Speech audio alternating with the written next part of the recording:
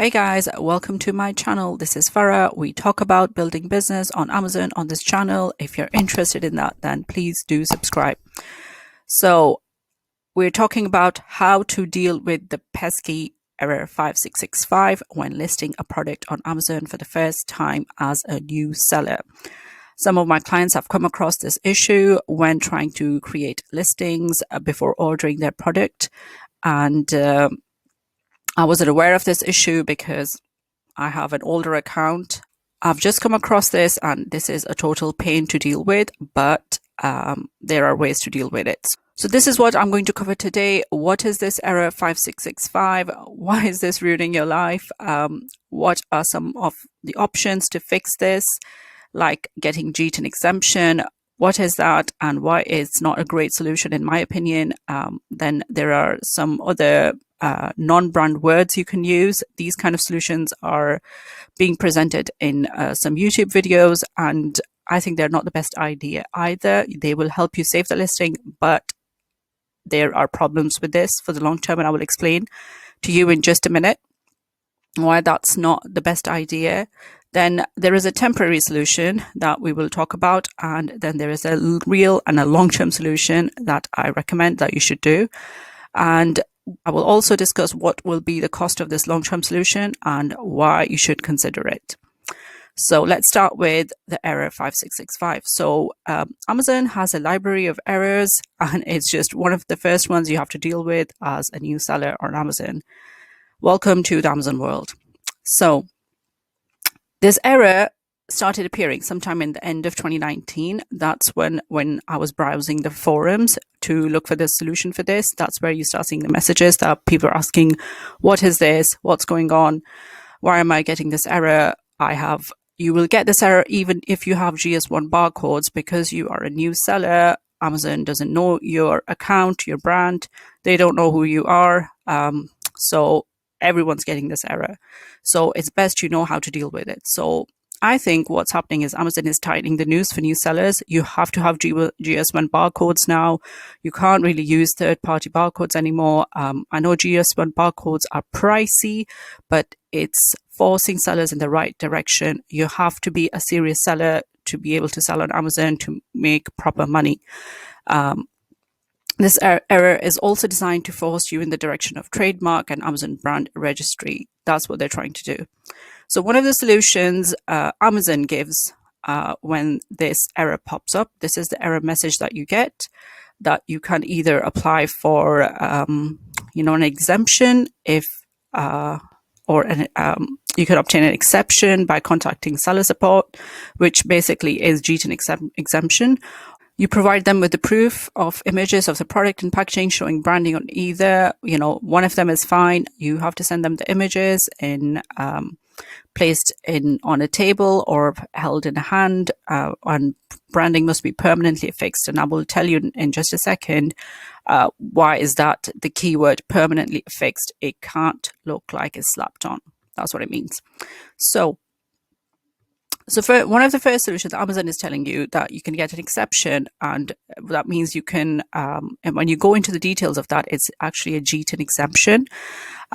So to get a GTIN exemption, it just means that Amazon will consider your application for exemption, and you will be considered a private label seller. You won't need to buy GS1 barcodes in this case, but if approved, you can only sell in that category approved. And for a new category, you will be back to square one. So it's sort of like a bad temporary solution, I think, because you do have to, first of all, you have to apply for this. You still need to send Amazon pictures of your product and packaging with your branding so Amazon seller support can approve. So the process of getting through this is sort of similar to, even if you were getting your brand approved as a new seller. So it's the same process you have to follow for GTIN exemption too. And according to Amazon's definition, they consider, things like, mobile phone accessories. They might not have, their own GTINs, or, if you were selling a bundle of products like a leather belt, a wallet, or a pack of 2 shirts, according to their definition, that it can be a product that you can get an exemption for. What I think about this is not a long-term solution, and it's still an application process to get approved. Yes, some people are saying that it might just take 24 hours to get approved, but I don't think it's a good solution. The seller support individual dealing with you will have to go through their checklist and may or may not approve you depending on how well you follow the instructions. This is the link, and I will leave it in the description for you too. This is applied to obviously UK. And you can read all the details here. This is where they say that if you're selling a pack of,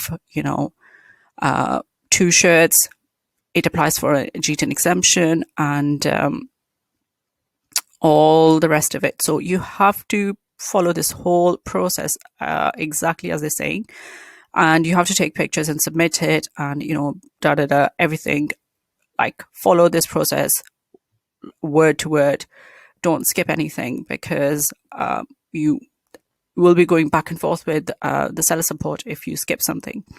So in my opinion, having a barcode on Amazon is a big protection as a seller and dealing with, hijackers or other sellers trying to sell on your listing. So why would you get an exemption and give that up? Why are you giving up an asset to your business? This is a quick fix, but it's not a good fix. I don't think you should go for that. So that's my view on the GTIN exemption. The other solution, a lot of forums and videos are giving you, are using non-brand words like NA, not available, generic, or NAA, or anything else like that. Will again land you in the same spot where you won't be able to protect your listing from others once it starts doing well. And so it's like you're not setting yourself up for success here. This will let you save the listing and be able to create an FNSKU that you need to create for your supplier and be able to place the order, but it will be a pain to get this changed afterwards. Creating a listing, is just a first step in the long journey to seeing success on your listing on Amazon. Once you start seeing momentum, other sellers with similar product will jump on your listing. It's only a matter of time. So by giving up, your right to brand protection, you are not doing yourself any favors. You can tell seller support to change it afterwards. You can apply for it. There's that option, but not many people have had success with that, and you will be fighting your case for months before you'll see any results. And it's like you'll be losing a lot of money, to competitors, fighting, Amazon, wasting time with seller support and all of that. So I don't think it's a long-term solution. You can use this thing for products that you don't really care about, products that you're just testing out. Maybe it's okay to use these kind of words for them, kind of listings, but for a product that you are invested in and you want it to do well for long term, this is not a good solution. You should rather go for this solution, which is a good temporary solution. Basically, what you'll have to do is you have to provide Amazon what they're asking for. And that is, when you look at this message, they say provide images of the product packaging showing branding on either. The images can show the product and packaging held in hand or placed on a table. Branding must be permanently affixed. So you can actually do this very easily yourself. And like I said, permanently affixed is the key word here.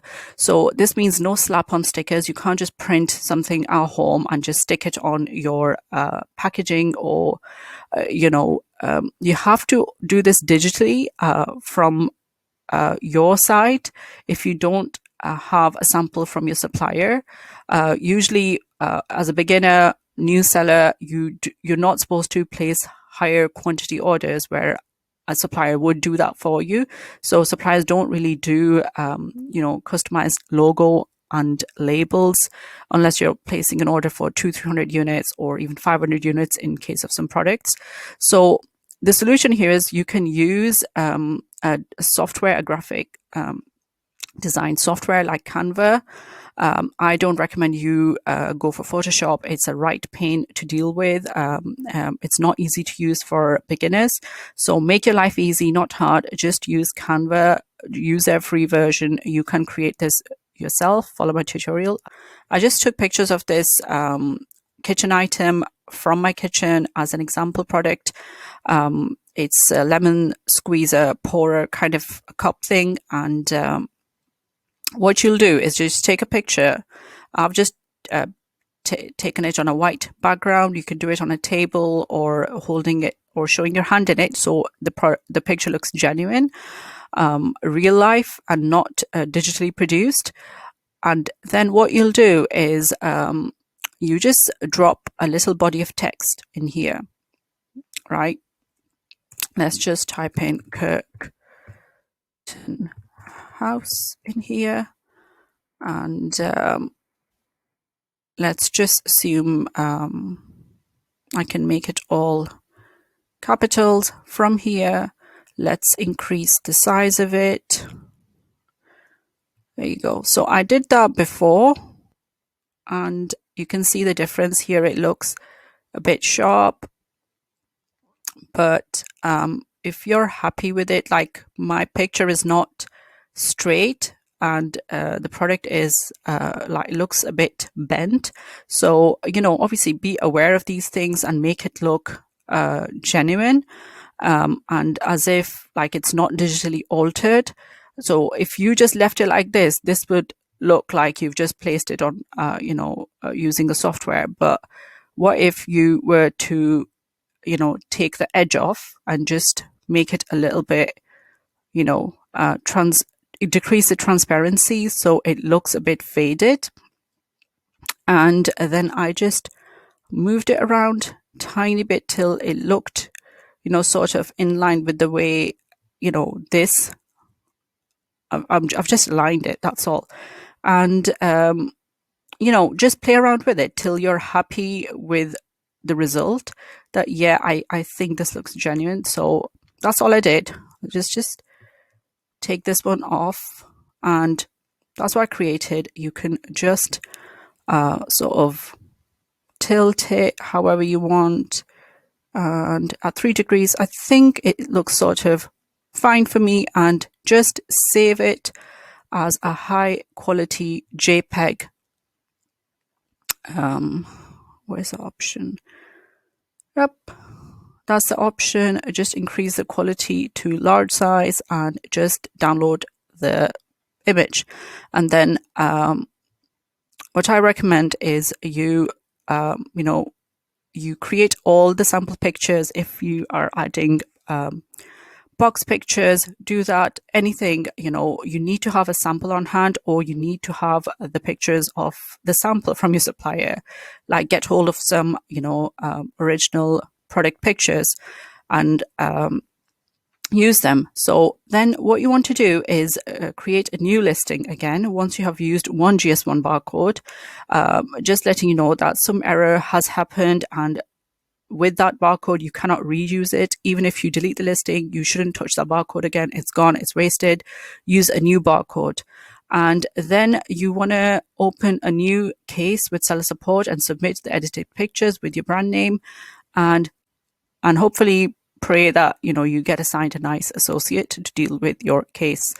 And I think this is a good temporary solution, because whoever is dealing with your case or gets assigned your case has to stick to compliance on his end. So send a high quality JPEG image, name the images properly, what they represent, and the front, side, back, or whatever, and make it easy for the staff member to approve you.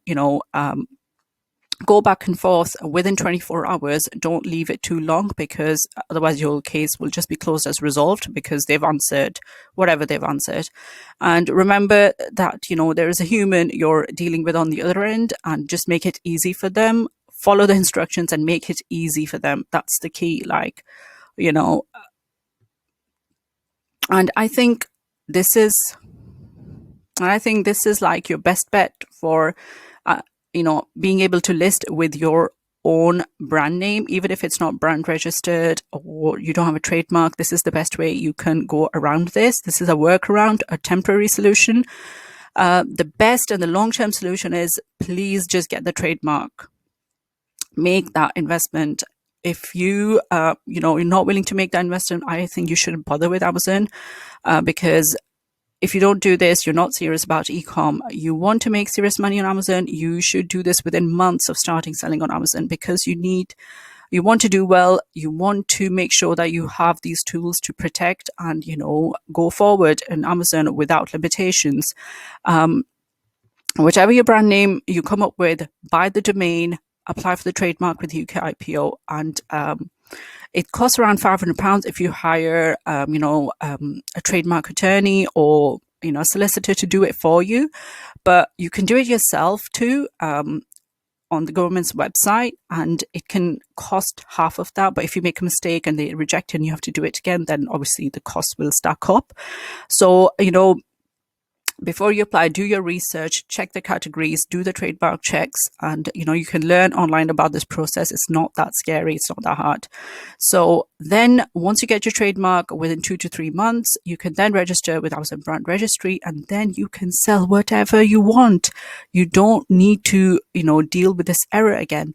So that's what the best and long-term fix is. You are not going to make money on Amazon by limiting yourself. The first year is the hardest. You're in setup phase. You need to set yourself up for success by getting these tools. And this is some of the solutions are these are some of the solutions that you can use to deal with this error 5665. It will take a couple of days to sort out with the seller support, but it's doable. So make sure you guys, follow these instructions. Let me know in comments below if you have any questions, or is there saying something new that I don't know about. Let's help each other out, and let's get the ball rolling with you selling on Amazon. I hope you found this video useful. I will see you guys next week. Bye.